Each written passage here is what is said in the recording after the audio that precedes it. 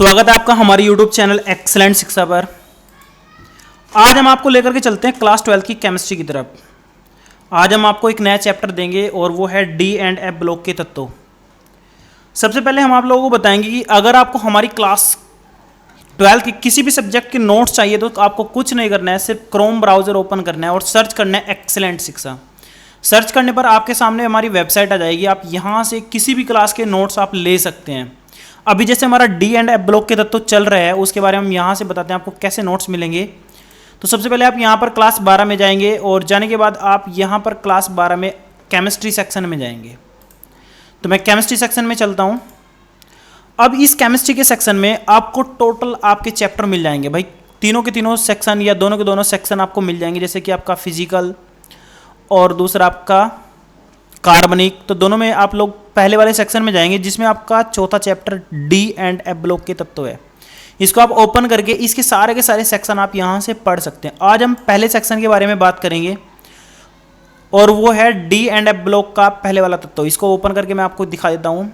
दूसरी सबसे बड़ी इंपॉर्टेंट बात यह है कि आपको हमारे चैनल में जाकर के प्लेलिस्ट देखनी है। इस प्लेलिस्ट में आपको पूरी की पूरी केमिस्ट्री आपको मिल जाएगी। करना कुछ नहीं है, चैनल में जाना है और यहाँ पे प्लेलिस्ट में जाना है। प्लेलिस्ट में, इस प्लेलिस्ट में आपको सारी की सारी आपको क्या मिल जाएगी, कैटेगरीज मिल जाएगी। आप केमिस्ट्री वाले सेक्शन में जाकर के इसको ओपन कर लीजिए और यहाँ पर पूरी की पूरी केमिस्ट्री आपको आसानी से देखने को मिल जाएगी। सोचो आपके स्कूल में पहला चैप्टर चल रहा है, दूसरा चल रहा है, आपको उसकी प्रॉब्लम होगी ना, तो आप उसी के अकॉर्डिंग यहाँ से देख करके पढ़ सकते हो। तो आज मैं चौथा चैप्टर यहाँ पर स्टार्ट कर रहा हूँ, तो चलते हैं इसकी तरफ। तो मैंने चौथा चैप्टर ओपन कर लिया है। अब मैं इसको स्क्रीन को बड़ा कर लेता हूं। ये आपकी स्क्रीन है। इस चैप्टर से आपका कितने नंबर का आता है अगर आप उसके बारे में डिस्कस करेंगे तो उसके लिए आपको पता होना चाहिए कि आपको मैंने पहले ही वीडियो में बता रखा है।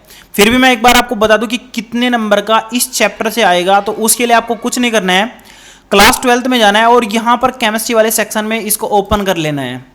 आपको चैप्टर के नंबर जरूर पता होना चाहिए क्योंकि आप उस चैप्टर को जल्दी याद करने की कोशिश कीजिए जिस चैप्टर में से आपका ज्यादा नंबर का आएगा। तो ये आपका यहां पर आपको मिल जाएगा। मैं आपको फिर से बड़ा करके थोड़ा सा दिखा देता हूं।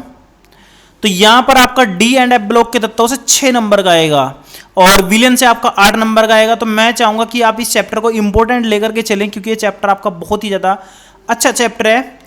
तो ये आपको क्लियर हो गया। तो अब चलते हैं इसके बारे में कि कहाँ कहाँ से इसके अंदर से हेडिंग उठेगी, क्योंकि चैप्टर आज पहला पार्ट लेकर के चल रहे हैं। तो इस चैप्टर से आपका 6 नंबर का आएगा। कितने नंबर का आएगा? 6 नंबर का। तो मैंने इसको 5 पार्ट में डिवाइड किया है। आप ये मानकर चलिए इन 5 पार्ट में से किसी पार्ट से भी आपका 6 नंबर का आ सकता है। सब इंपॉर्टेंट हेडिंग है, लेकिन मैं फिर भी आपको एक एक इंपॉर्टेंट हेडिंग के बारे में बताऊंगा। चलते हैं। तो सबसे पहले इंपॉर्टेंट हेडिंग है हमारे पास डी ब्लॉक के तत्वों का परिचय, कि कहाँ ये डी ब्लॉक के तत्व हमारी सारणी में, आवर्त सारणी में रहते हैं। उसके बाद इनका इलेक्ट्रॉनिक विन्यास देखेंगे। उसके बाद संक्रमण श्रेणियां देखेंगे। हमारे पास कौन कौन सी संक्रमण या श्रेणियां होती हैं। इसमें 3D, 4D, 5D और 6D करके चारों श्रेणियां आ जाएंगी। उसके बाद संक्रमण तत्वों की परिभाषा जानेंगे जो 2 नंबर में बहुत बार पेपर में आई है। संक्रमण तत्वों की परिभाषा बहुत बार पेपर में आई है, वो भी कितने नंबर में? 2 नंबर में। उसके बाद इसके अभिलक्षण देखेंगे। तो इतना चीज हम इसमें पढ़ेंगे, फिर इस पार्ट के बाद दूसरे पार्ट में जो बचा हुआ होगा उसको देखेंगे। चलते हैं। तो पहले हेडिंग है हमारे पास डी ब्लॉक के तत्वों का परिचय है। तो सबसे पहले आपको पता होना चाहिए कि हमारे पास आवर्त सारणी कैसी होती है। तो देखो मैं आपको छोटा सा बता देता हूं। हमारे पास कुछ आवर्त सारणी का ऐसा पोर्शन होता है, ठीक है, ऐसा पोर्शन होता है। मैं थोड़ा सा क्या कर रहा हूं, इसको ऐसा करके दिखा रहा हूं आपको, ठीक है। और ये आपको पता होना चाहिए कि ऐसा पोर्शन आवर्त सारणी का होता है। इधर क्या होता है आपका एस ब्लॉक के तत्व, इधर आपका क्या होता है पी ब्लॉक के तत्व, इधर आपका क्या होता है डी, और इधर आपका क्या होता है एफ ब्लॉक के तत्व। इसमें भी ऐसे करके सीरीज होती है, ठीक है, ऐसे करके आपकी सीरीज होती है। इसकी सीरीज कैसे होती है? ऐसे करके सीरीज होती है, ऐसे करके सीरीज, ठीक है। और इसकी सीरीज कैसे होती है? इसकी सीरीज ऐसे करके होती है, ठीक है। तो डी ब्लॉक के तत्वों के बारे में आप सिर्फ ये जान लीजिए कि डी ब्लॉक के तत्व एस और पी ब्लॉक के तत्वों के बीच में होते हैं। कहां पर होते हैं? एस और पी ब्लॉक के तत्वों के बीच में होते हैं। और इनकी सबसे बड़ी बात यह है कि इनके जो अंतिम इलेक्ट्रॉन होते हैं ना, वो हमेशा किस में जाएंगे? डी कक्षक में जाएंगे, डी कक्षक में जाएंगे। अगर आपसे पूछे कि डी ब्लॉक के तत्व कौन से होंगे, तो जिसके अंतिम इलेक्ट्रॉन किस कक्षक के अंदर जाए? डी कक्षक के अंदर जाएं। अगर कोई पूछ ले आपसे कि एस ब्लॉक के तत्व कौन से होंगे, जिनके अंतिम इलेक्ट्रॉन एस कक्षक में जाएं। अगर इसी तरह आपसे कोई पूछ ले भाई पी ब्लॉक के तत्व कौन से होंगे, तो सिंपल आपका आंसर होगा जिसके अंतिम इलेक्ट्रॉन पी कक्षक में जाए वो पी ब्लॉक के तत्व होंगे। ठीक इसी तरह अगर आपसे कोई पूछ ले कि डी ब्लॉक के तत्व कौन से होंगे, तो आप सिंपल परिभाषा देंगे जिनके अंतिम इलेक्ट्रॉन डी कक्षक में प्रवेश करें, वो सब आपके डी ब्लॉक के तत्व होंगे। क्लियर। थोड़ा आगे चलते हैं। अब हम आपको ये बताते हैं कि कौन कौन सी श्रेणियां इसके अंदर आती हैं। इसके अंदर 4 श्रेणियां आती हैं, अभी हम उनके बारे में देखेंगे भी। सबसे पहले आती है आपकी 3D, फिर उसके बाद 4D, उसके बाद आएगी आपकी 5D, उसके बाद आपकी लास्ट आएगी 6D। और आपको ये याद करनी भी जरूरी है। अगर आप इनको याद कर लेते हैं तो आप जब BSc करेंगे, MSc करेंगे, तो ये आप लोगों के लिए बहुत ज़्यादा हेल्पफुल रहेंगी। ठीक है, अब थोड़ा आगे चलते हैं। उसके बाद देखते हैं डी ब्लॉक के तत्वों का इलेक्ट्रॉनिक विन्यास। सबका इलेक्ट्रॉनिक विन्यास आपको पता होना चाहिए। जैसे एस का क्या होता है 1 to 2, अगर आप पी का देखें तो 1 to 6, इसी तरह डी का भी होगा, इसी तरह किसका होता है, इसी तरह एफ का भी होता है। तो डी का आपका कितने इलेक्ट्रॉन आते हैं, डी में आप बताओ कितने इलेक्ट्रॉन आते हैं। तो डी में आपके इलेक्ट्रॉन आते हैं 10, 1 से लेकर के 10 तक। और एफ में आपके कितने आते हैं, ठीक है, एफ के बारे में अभी बताऊंगा थोड़ी देर में। वैसे आपको पता होना चाहिए 1 से 14 तक आते हैं, ठीक है, लेकिन फिर भी मैं अभी कुछ इसके बारे में नहीं बताऊंगा क्योंकि ये भी हम इसी चैप्टर में पढ़ेंगे। ठीक है, तो यहाँ पर 10 इलेक्ट्रॉन आएंगे, तो आपकी कैसे मतलब इसकी इलेक्ट्रॉनिक विन्यास की संरचना कैसी हो जाएगी, n-1 एस के अंदर आपका कितना आता है 1 से 2, यहां पर आप 2 कर लेंगे। उसके बाद n-1 और फिर p आएगा, p के अंदर आप कितना करेंगे 6 कर लेंगे। उसके बाद आपका n-1 और उसके बाद आप यहां पर क्या रखेंगे d रखेंगे, तो d का आपका कितना रहेगा 1 to 10। ये आपका कुछ भी हो सकता है, 1 होगा, 2 होगा, 3 होगा, सब तत्व कहां पर आएंगे d कक्षक के अंदर आएंगे क्योंकि d ब्लॉक के तत्व हैं। ठीक है, तो इसमें हमारे पास लास्ट में यहां पर रहेगा n-1 to 2। ये सीरीज इसकी रहती है, आपको ये फॉर्मूला याद भी करना है क्योंकि जब भी आपसे डी ब्लॉक के तत्वों के बारे में पूछेगा तो इसके बारे में आपको जरूर लिखना पड़ेगा। और ये आपका 2 नंबर का बहुत बार पेपर में आया है। और जब मैं आपको टेस्ट सोल्व करवाऊंगा, बोर्ड के पेपर की सोल्व करवाऊंगा, तब मैं आपको बताऊंगा कि मैंने आपको ये बताया था। आगे चलते हैं थोड़ा सा। चलो मैं एक तत्व ले लेता हूं जिसके बारे में मैं आपको यहां पर बताऊंगा। ठीक है, आपको बताना भी है तत्व कौन सा होगा। मैंने यहां पर लिख दिया SC क्या होता है, SC होता है स्कैंडियम। क्या होता है, स्कैंडियम। ठीक है, इसका परमाणु क्रमांक कितना होता है आपको पता होना चाहिए भाई, 21 होता है। कितना होता है 21। तो इसके बारे में आप कैसे लिखेंगे, आप क्या करेंगे भाई, इसमें पार्टीशन करते चले जाएंगे। S के अंदर जाएगा पहले 1s2, उसके बाद हमारे पास क्या जाएगा भाई 2s2, लेकिन 2 के साथ में हमारा P भी जाएगा, तो हमारे पास यहाँ क्या जाएगा 2p6 आ जाएगा। तो हमारे पास देखो इसके अंदर 6 2 8 चला गया। ठीक है, 2n² हमारा फॉर्मूला होता है ना 2n², तो हम उसको फॉलो कर रहे हैं। तो 1s2 हो गया, 2s2, 2p6 हो गया। उसके बाद हमारे पास क्या जाएगा 3 आएगा, 3s2, 3p हमारे पास कितना आ जाएगा 6 आ जाएगा। उसके बाद हमारे पास आएगा 3d1। अब उसके बाद लास्ट में यहाँ पर बचेगा 4s2। अभी यहाँ पर एक चीज़ है आपको नोटिस करनी चाहिए कि यहाँ पर S की सीरीज पहले फुल करी गई है। S में हमारे पास जो 2 था वो पूरा फुल किया गया है। मैं स्क्रीन बड़ा करके आपको दिखाता हूँ।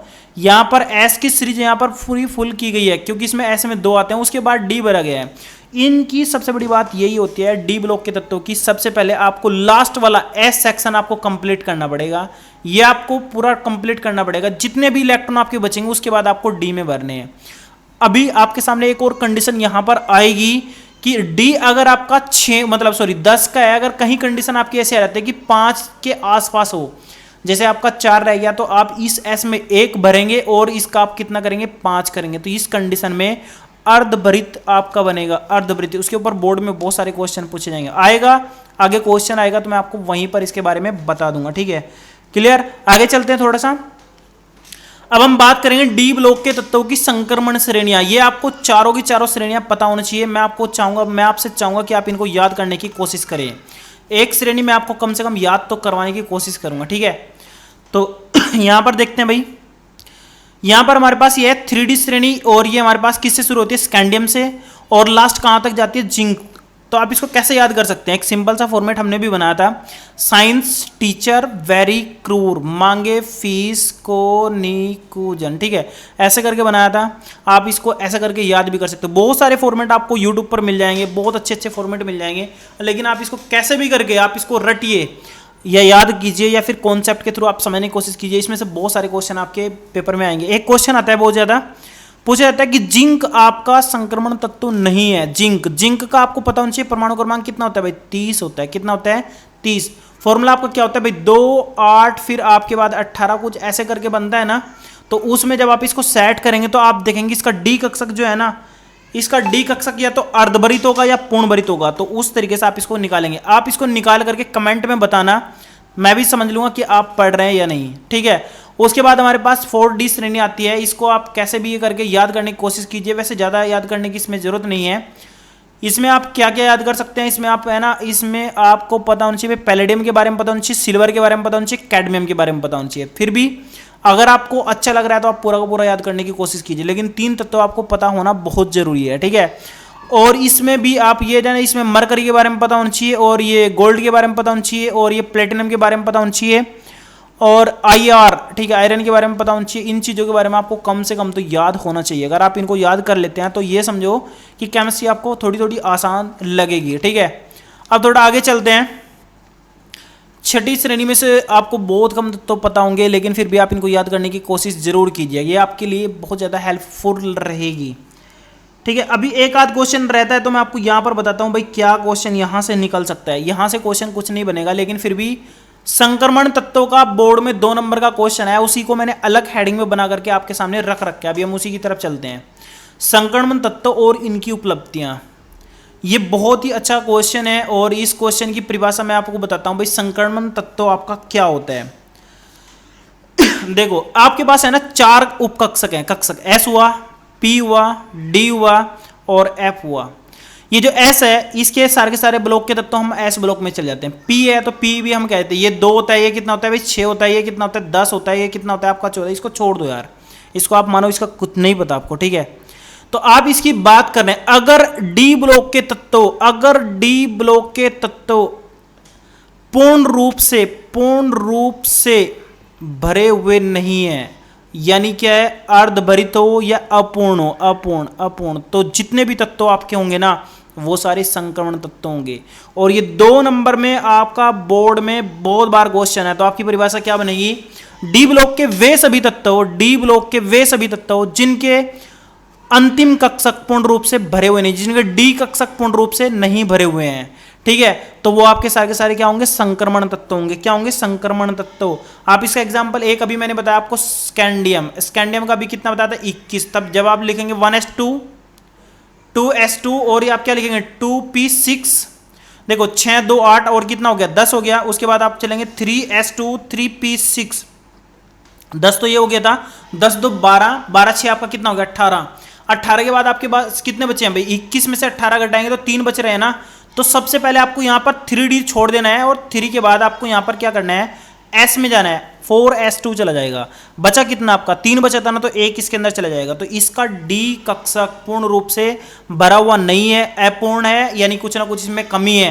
तो इसका मतलब स्कैंडियम आपका कौन सा तत्व हुआ, संक्रमण तत्व। संक्रमण तत्व की यही परिभाषा है।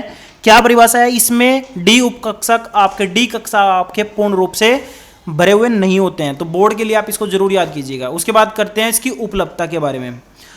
उपलब्धता के बारे में बताऊं, संक्रमण तत्व जितने भी होते हैं ना आपको संयुक्त अवस्था में मिलेंगे, क्योंकि जो डी कक्षक आपका अपूर्ण, वो किसी ना किसी के साथ में अभिक्रिया करके क्या करेगा, संयुक्त रूप में रहेगा। क्या करेगा, संयुक्त रूप में रहेगा। क्या करेगा, संयुक्त रूप में रहेगा। तो मोस्टली ये संयुक्त में रहेगा, लेकिन कुछ ऐसे रहेंगे जो आपके असंयुक्त अवस्था में मिलेंगे, असंयुक्त। इसके बहुत सारे एग्जाम्पल मिल जाएंगे, जैसे आपका मिलेगा प्लेटिनम, निकिल, और भी एग्जाम्पल आपका मिल सकता है जैसे कॉपर, और जैसे आपका सिल्वर। ये आपके क्या होते हैं, अक्रियाशील होते हैं, अभिक्रिया करते ही नहीं है, किसी के साथ में जुड़ते ही नहीं है। तो ये आपके असंयुक्त रूप में मिलते हैं। कम मिलेंगे आपको संयुक्त रूप में, तो असंयुक्त में ज्यादातर मिल जाएंगे, ठीक है। तो उपलब्धता भी आपको कम से कम इसका पता होना चाहिए। आगे चलते हैं। ज्यादातर इसके जो तत्व मिलेंगे वो आपको किस किस अयस्क में मिलेंगे, वो आपको मिलेंगे सल्फाइड के साथ में। किसमें, सल्फाइड, ठीक है। दूसरा आपको किस रूप में मिलेंगे भाई, ऑक्साइड के मिलेंगे। किस में मिलेंगे, ऑक्साइड। और किस तरह मिलेंगे, कार्बोनेट, CO3, ठीक है, कार्बोनेट। कैल्शियम कार्बोनेट सुना होगा ना, कैल्शियम CaCO3, तो कार्बोनेट के रूप में मिलेंगे, ठीक है। ज्यादा मल्टीप्ली नहीं इसके अंदर जाएंगे, बस हमें पता होना चाहिए भाई किस रूप में मिलेंगे। असंयुक्त में आप इसे लिख सकते हैं, प्लेटिनम, निकिल, कॉपर, और यहां पर आप क्या लिख सकते हैं, कॉपर के साथ में आप सिल्वर भी लिख सकते हैं। तो ये आपको पता होना चाहिए। आगे चलते हैं थोड़ा सा, अब बात करते हैं संक्रमण तत्वों के अभिलक्षणों के बारे में। जब भी आपके पास पेपर में क्वेश्चन आएगा तो क्वेश्चन में वो पूछेगा आप संक्रमण तत्वों को परिभाषित कीजिए। मैं आपको दिखाऊंगा, बोर्ड के क्वेश्चन पेपर दिखाऊंगा, तो आपको परिभाषा के साथ साथ में उसके बारे में भाई उनके बारे में थोड़ा बहुत तो लिखना है ताकि आपको 2 नंबर बन जाए। तो उसमें आप अभिलक्षण लिख सकते हैं। अभिलक्षण आपको क्या करेंगे, बहुत ज़्यादा हेल्प करेंगे। तो कम से कम आपको 3 तो लिखने हैं, लेकिन मैं यहाँ पर आपको कोशिश करूंगा कि 5 या 6 बताऊँ। सबसे पहले बताएंगे संक्रमण धातुएं एक से अधिक ऑक्सीकरण अवस्थाएं प्रदर्शित करते हैं। तो डी ब्लॉक के तत्वों की आप लिख सकते हैं। यहाँ पर डी ब्लॉक के तत्व आपको पता होना चाहिए, +3 से लेकर के और +8 तक, बहुत ज्यादा तक ये संयोजकताएं प्रदर्शित कर सकते हैं।